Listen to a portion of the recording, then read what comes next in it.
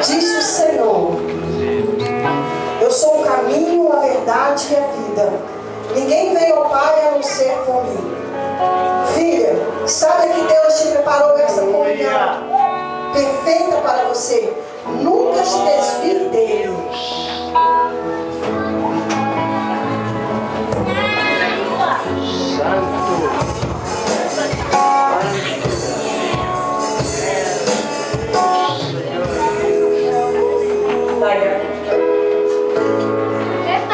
É de livre e espontânea vontade, e diante dos céus e diante da terra dessa igreja, você toma a decisão de descer as águas? Sim.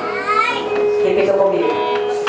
Senhor Deus, nosso Pai, eis aqui a minha vida, e eu me coloco totalmente à tua disposição. Pai, me ajuda a caminhar no único caminho que é o Senhor. Daiane, nós te batizamos em nome do Pai, do Filho e do Espírito Santo de Deus.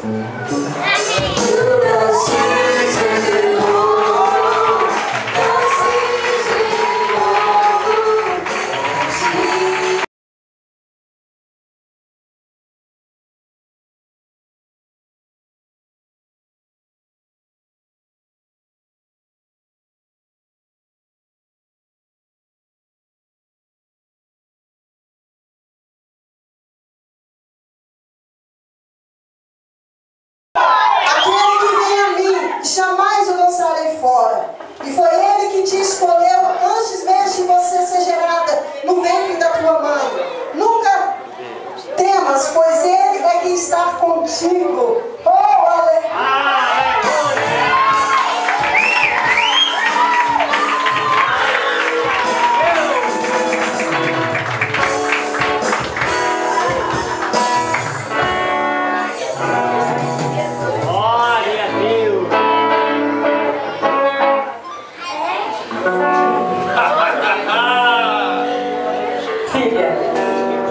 É de livre e espontânea vontade que você, diante dos céus e da terra e dessa igreja, toma a decisão nessa noite de descer as águas?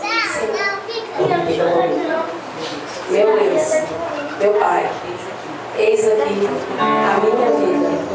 Eu me entrego totalmente ao Senhor.